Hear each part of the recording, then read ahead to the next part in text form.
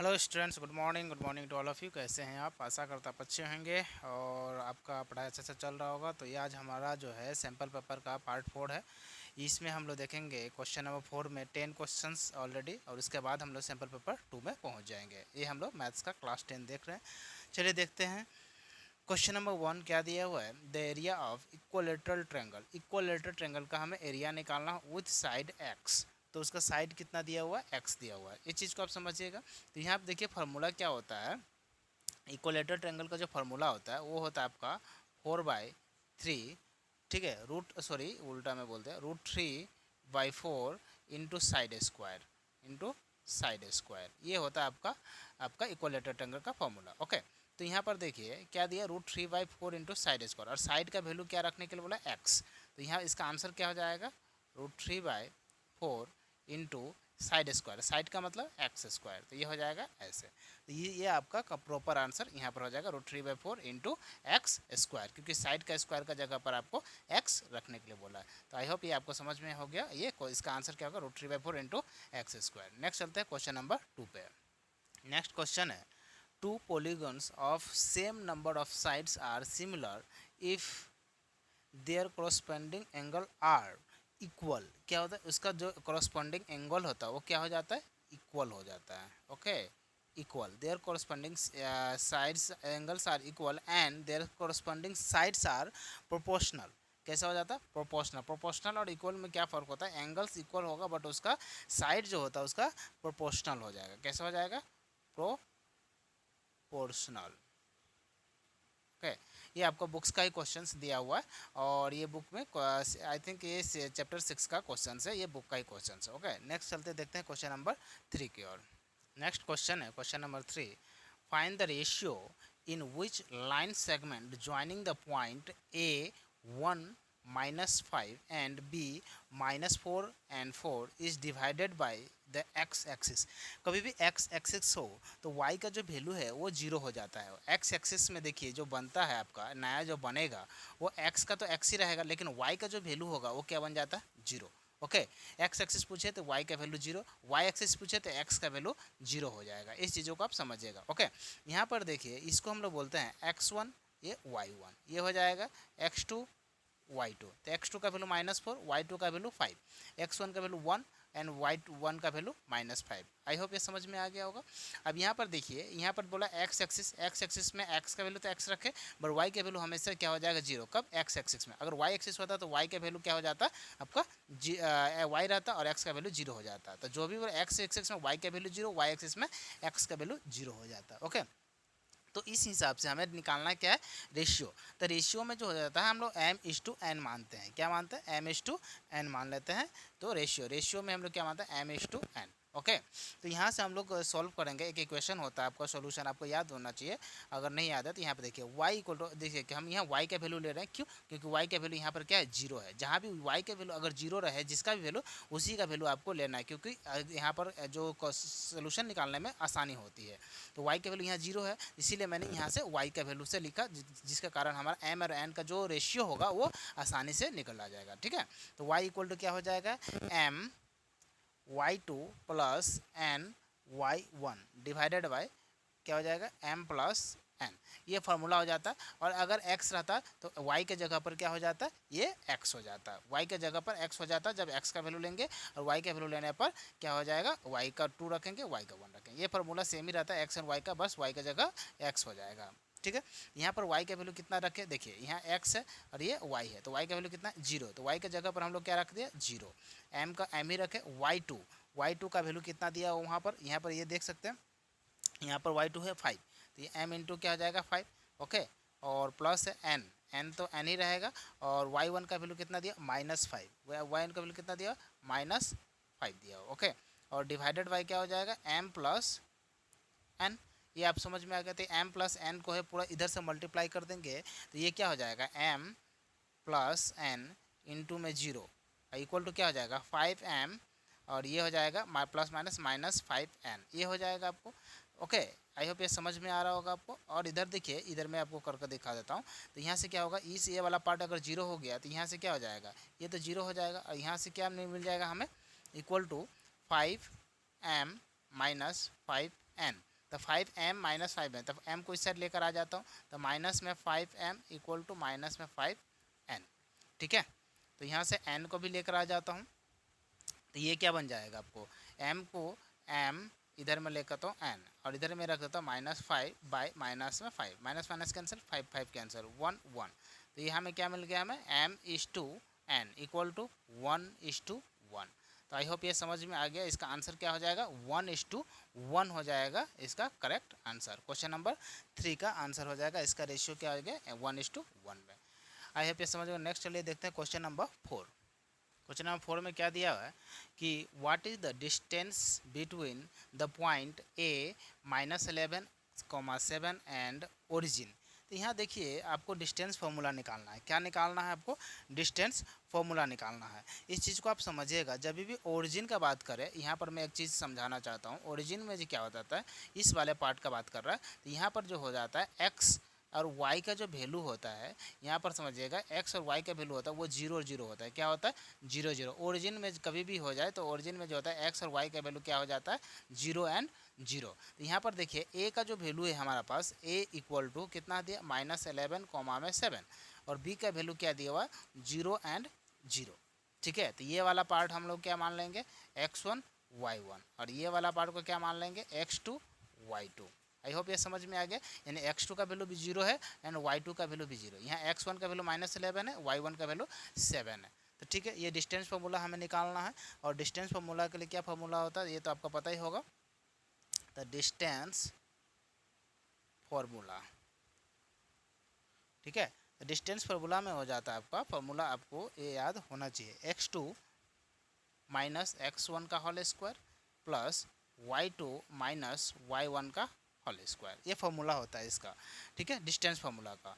तो यहाँ पर हम लोग देखेंगे x2 क्या वैल्यू है, तो x2 का देख सकते हैं यहाँ पर 0 दिया हुआ है। x2 का मतलब यहाँ पर क्या दिया हुआ है, 0 माइनस x1 का वैल्यू कितना दिया हुआ, -11। तो यहाँ पर -11 दे देंगे और यहाँ पर क्या हो जाएगा, ये पूरा का पार्ट का स्क्वायर हो जाएगा। और साथ में y2 का वैल्यू कितना दिया हुआ है, 0 दिया हुआ है, माइनस y1 का वैल्यू कितना दिया हुआ है, 7 दिया हुआ है और इसका क्या हो जाएगा, स्क्वायर हो जाएगा। तो यहाँ से देख सकते हैं हम लोग 11 है, ये पूरा का पार्ट का क्या दिया हुआ है, स्क्वायर दिया, तो माइनस माइनस प्लस हो गया या फिर ऐसे भी दिखेगा तो 11 का स्क्वायर हो जाएगा, क्या हो जाएगा, और प्लस में यहाँ 7 का स्क्वायर हो जाएगा। ठीक है, तो 11 का स्क्वायर कितना होगा, 121 और प्लस 49। ओके, तो 11 का स्क्वायर कितना होगा, 121 अपने यहाँ पर प्लस करके देखते हैं कितना आ जा रहा है। ठीक है, तो यहाँ पर प्लस करके देखेंगे 9 और 1 10 हो जाएगा, 4 और 2 6 और 7 वो 7 आ गया और 1 का 1 ही हो जाएगा। तो 170 क्या हो जाएगा, यूनिट्स हो जाएगा। 170 रूट में रहेगा ये 170 यूनिट्स। इसका आगे तोड़ भी सकता बट आपको यहीं तक ही कंप्लीट हो जाएगा। ठीक है, और यहाँ तक बनाने से आपको आंसर कंप्लीट माना जाएगा। नेक्स्ट देखते हैं क्वेश्चन नंबर 5। नेक्स्ट क्वेश्चन है आपका, if sine theta equal to 3/5 find the value of tan theta. ठीक है, तो यहाँ पर देखिए साइन थीटा का वैल्यू हम लोग का यहाँ पर गिवन है, given sine theta equal to 3/5। Sine theta क्या होता है, p/h होता है और ये हो गया 3/5। यहाँ से मैं लेट कर लेता हूँ p इक्वल टू 3 के और h इक्वल टू 5 के। ठीक है, तो ये मैं लेट कर लिया। अब यहाँ लेट कर लिए तो हमें क्या चाहिए, देखिए p मिल गया, h मिल गया, अब हमें चाहिए b का वैल्यू। तो b का वैल्यू के लिए बाय पाइथागोरस थ्योरम आप इसमें इस्तेमाल कर सकते हैं, बाय पाइथागोरस थ्योरम। ठीक है, बाय पाइथागोरस थ्योरम का क्या फॉर्मूला होता है, ये होता है आपका p² + b² equal to h², ये फार्मूला होता है। अब इस फार्मूला पर हम लोग पुट करेंगे तो p का वैल्यू कितना दिया हुआ, 3k का स्क्वायर प्लस b का वैल्यू नहीं चाहिए, दिया ही नहीं है, और इक्वल h² का मतलब 5k का स्क्वायर हो जाएगा। आई होप ये समझ में आ गया होगा। अब देखिए 3k का मतलब 3 का स्क्वायर कितना हो जाएगा, 9, ये हो जाएगा 9k² प्लस में b² का b² ही है, इधर में कितना होगा 25k²। तो इधर b² क्या हो जाएगा, इसको यहीं रख देते हैं, ये 9k² को इस साइड भेज देते हैं, तो ये हो जाएगा b² equal to 25k² minus में 9k²। तो b² का जो वैल्यू है वो कितना आ जाएगा, 25 माइनस 9, ये हो जाएगा 16k²। तो b इक्वल टू क्या हो जाएगा, √100 16 के स्क्वायर।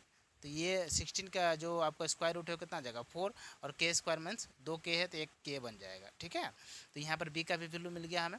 अब हमें क्या चाहिए 10 का, तो नाउ टेन थीटा, तो tan theta equal to P by B. तो पी का वैल्यू कितना है हमारे पास 3 के एंड बी का वैल्यू कितना है, बी का वैल्यू 4 के मिला हमें, के कैंसिल, तो पी का जो वैल्यू है ये कितना मिल गया हमें 3/4, और यही हमारा क्या बन जाएगा आंसर। तो आई होप ये आंसर आपको मिल गया, टेन थीटा इक्वल टू 3/4। ठीक है, नेक्स्ट क्वेश्चन नंबर हम लोग 6 देखेंगे। चलिए देखते हैं क्वेश्चन नंबर 6। क्वेश्चन नंबर 6 में क्या दिया हुआ है, चलिए देख लेते हैं। Sine A equal to cos 40 degree 43 degree and A greater than 90 degree, find the value of A. तो हमें ए का वैल्यू फाइंड आउट करना है। तो आपको सबसे पहले एक चीज़ जानना पड़ेगा कि एक फार्मूला होता है आपका, ये होता है आपका sine A equal to 90 minus A. Okay, तो ये फार्मूला आपको यहाँ पर इस्तेमाल करना पड़ेगा। ठीक है, चलिए देखते हैं क्या फार्मूला है।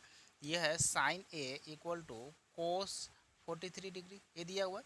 तो साइन ए का फार्मूला क्या 90, यहाँ पर हो जाएगा आपका कोस 90। ठीक है, यहाँ पर लिख सकते हैं cos 90 minus A equal to cos 43 degree. यहाँ से कोस एंड कोस कैंसिल हो जाएगा, तो क्या बच जाएगा 90 degree minus A equal to 43 degree. तो यहाँ पर देखिए 43 इधर आ जाएगा तो ए उस साइड चला जाएगा, तो ए का वैल्यू क्या हो जाएगा 90 माइनस 43। तो यहाँ से 90 माइनस 43 कितना हो जाएगा, ए इक्वल टू 47 डिग्री। तो आई होप ये आपको समझ में आ गया होगा, और ए का वैल्यू क्या मिल गया हमारा पास 47 डिग्री। नेक्स्ट चलिए देखते हैं क्वेश्चन नंबर 7 की ओर। क्वेश्चन नंबर 7 में क्या है, a circle can have dash parallel tangent at the most. यहाँ पर देखिए, यहाँ पर ध्यान से समझना है कि पैरेलल वर्ड दिया हुआ है। क्या दिया वर्ड पैरेलल। तो जब भी यहाँ पर a circle can have dash parallel tangent at most, तो पैरेलल जितना भी हो सकता है, जैसे कि मान लीजिए यहाँ पर क्या लिख सकते हैं, एक पैरेलल यहाँ पर ले लेता हूँ। यहाँ पर देखिए, यहाँ पर एक सर्कल ले लेता हूँ। ठीक है, एक सर्कल है, एक टेंजेंट ये वाला रहा, एक टेंजेंट ये वाला रहा, तो कितना पैरेलल टेंजेंट हो सकता है 2। तो इसका आंसर क्या हो जाएगा 2। आई होप ये समझ में आ गया होगा कि कितना जब भी पैरेलल वर्ड मिले तो आपको आंसर लगाना है 2। ठीक है, पैरेलल नहीं रहे एक और आता है तो उसमें आना है कितना 1। ठीक है, तो इस चीज़ों को आप समझिएगा, इसमें आ जाएगा कितना 2 पैरेलल। ओके, नेक्स्ट चलिए देखते हैं क्वेश्चन नंबर 8। क्वेश्चन नंबर 8 में क्या दिया, a point P is 10 centimetre away from the centre of circle O, the length of tangent A P is 8 centimetre, find the radius of circle. तो यहाँ पर हमें क्या निकालना है, रेडियस ऑफ सर्कल निकालना है। तो देखिए पहले हम लोग एक सर्कल को ड्रॉ करते हैं। ठीक है, ये 8 नंबर है, तो एक रेडियस को ये ड्रॉ किए, और यहाँ से एक हम लोगों ने एक टेंजेंट लिए। ये क्या है, टेंजेंट है। एक यहाँ पर क्या है, ये आपका एक, मैं यहाँ से टेंजेंट को ड्रॉ करके रख देता हूँ। ठीक है, अब यहाँ से ये वाला पार्ट को मिला दिया। अब यहाँ पर हम लोगों को क्या बोला है, ये पॉइंट पी क्या है, एक टेंजेंट दिया हुआ पी जो 10 सेंटीमीटर है। कितना सेंटीमीटर दिया, 10 सेंटीमीटर दिया हुआ है। Sorry, a point P is 10 centimetre of from the centre, centre से है, और फ्रॉम द रेडियस ओ, यहाँ पर ओ है, तो यहाँ से सेंटर से दिया ये 10 दिया हुआ, सॉरी, और यहाँ पर दिया है the length of the tangent, tangent का जो लेंथ है वो कितना दिया हुआ 8 दिया हुआ है। Okay, the length of tangent, tangent का लेंथ कितना दिया 8 दिया। फाइंड द रेडियस, तो हमें ये वाला पार्ट निकालना है, पी से लेकर ओ, यहाँ पर जिसका भी नाम रखते हैं, यहाँ ए रख देते हैं, इसको ओ रख देते हैं। तो पी ओ ए, यहाँ से हम लोग को निकालना है पी और ओ का वैल्यू। आई होप ये समझ में आ गया होगा। तो यहाँ से देखिए पी और ओ का वैल्यू, यहाँ सबसे बड़ा जो साइड है वो कौन है, ओ और ए वाला साइड है। ओके, तो ओ और ए का वैल्यू जो हो जाएगा, यहाँ से फार्मूला होता है ओ ए का square equal to O P का स्क्वायर प्लस पी ए का स्क्वायर।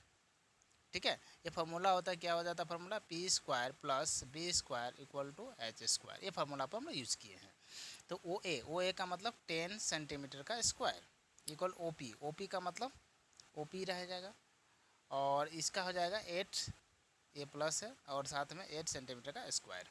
ये कितना हो जाएगा 100, ये हो गया ओ पी का स्क्वायर प्लस में 64 को इधर लेकर आ जाते हैं, तो 100 minus 64 equal to O P का स्क्वायर। तो ये कितना आ जाएगा आपका, ये 100 माइनस 64, यहाँ से 10 में से 4 गया तो कितना 6, ये हो गया 36। तो OP का स्क्वायर कितना हो जाएगा, OP का स्क्वायर इक्वल 36। तो OP इक्वल टू कितना हो जाएगा, यहाँ से OP इक्वल टू √136, ठीक है। तो ये हो जाएगा आपका 6, तो यहाँ पर 6 सेंटीमीटर। तो OP कितना हो जाएगा 6 सेंटीमीटर। तो ये वाला जो रेडियस है, तो रेडियस कितना आ जाएगा आपका, radius equal to 6 centimetre. I hope ये क्वेश्चन नंबर 8 आप समझ गए होंगे। नेक्स्ट चलते हैं क्वेश्चन नंबर 9 पे, ठीक है।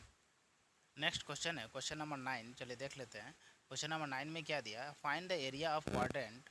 एरिया ऑफ क्वाड्रेंट निकालना है of a circle whose circumference is 44 centimetre. तो सरकमफ्रेंस कितना दिया हुआ आपका, सरकमफ्रेंस का फॉर्मूला क्या होता है, ये आपको यहाँ देखिए ऑलरेडी 44 सेंटीमीटर हमें गिवन है। तो सरकमफ्रेंस का क्या फॉर्मूला होता है आपका, 2πr equal to 44 centimetre. I hope ये समझ में आ गया होगा। तो यहाँ पर देखिए 2π का वैल्यू कितना होता है 22/7 इंटू में r इक्वल टू 44 सेंटीमीटर। तो यहाँ r इक्वल टू क्या हो जाएगा 44, उस साइड चला जाएगा, ये हो जाएगा 44 डिवाइडेड बाई 44 इंटू में 7। ये 44 है, 22 इंटू 2 44 इसी नीचे आ गया, ये नीचे में आ गया, ये 44 कैंसिल, ये हो गया आपका r का वैल्यू कितना आ जाएगा 7 सेंटीमीटर, ठीक है।